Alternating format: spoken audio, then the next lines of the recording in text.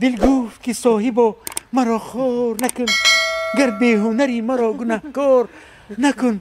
دل دادی اگر به یک نگاه بر صنم، پس ای بیده چشم را به من بار نکن. در این ملاقات اول من یک بار میخوام دل خودم برای شما کشاده مانم. میدونین من مثل همسیفم و دوستم خیرس پولدار نیستم. من مثل همسیفم خیرس و 3 ماشین لانکروزر، پارشه، رنج راور ندارم. من مثل همسیفم خیرس و 3 مغازه و بازار ندارم. من مثل دوستم همسیفم خیرس و 3 خانه 3 آشانگی ندارم. من فقط عزیزی من فقط یک دل دارم که میخوام همون را به شما هدیه کنم. شما در حقیقت مرا دوست میداری؟ در حقیقت دوست میدارم، شما را دوست میدارم. در حقیقت من میخوام یک گپ زنم لیکن میترسم که خفه میشوی. نه نه نه نه خفه نمیشم. گپ زنی نه نه نه گپ نمیزنم. خفه میشوی نه نه نه نه نه نه نه بخیر باشد. من خفه نمیشم. اگر در حقیقت آینده من برای شما قدر مهم باشد، مرا با همون همسیفتون رفیقتون خیرس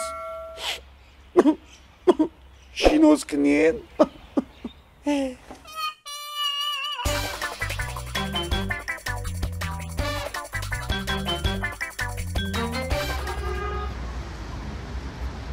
نمیشه یاد گرفتم، نمیشه یاد نگرفتم.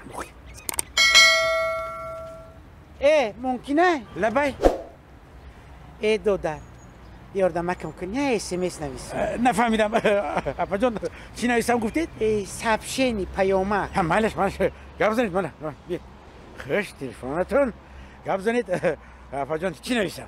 بنویس ای درازی پوچقاق، ای درازی موی سفیدکی پسلاق، پسلاق. میرم خانه آچم، میرم مرا نکن کفتوکا، مرا نکن کفتوکا. روان کردی؟ روان کردم. این اپا جان مرا میبخشید اپا اکن پرسیدن عیب نیست. شما چند ساله اید؟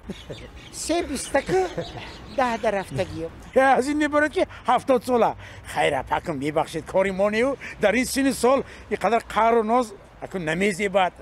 ما تا وقتی که ناز بردار داریم هم خیلی قهر و نازک میکنیم. اکن این یک دی باش که موی سفید با شما جواب نمیدید. من اینو انیق میدونم. میبخشید دودر جان شما چی کاره؟ من متخصص هایید با کادرهای همین کارخانه دوزندگی اپا جان. انا جواب شما. نه ای نازنین محکی روی زمین. ای نموگک از برای خدا جان بیا پیشکم بشین. انا ما کادر خودمون نقض میدونیم. متخصصی کادر در حقیقت اپا جان شما روانشناس خوب بودید.